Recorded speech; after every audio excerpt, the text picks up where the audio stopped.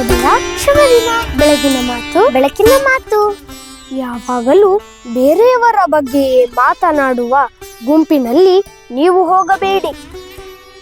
ಯಾವಾಗಲೂ ಬೇರೆಯವರ ಬಗ್ಗೆಯೇ ಮಾತನಾಡುವ ಗುಂಪಿನಲ್ಲಿ ನೀವು ಹೋಗಬೇಡಿ.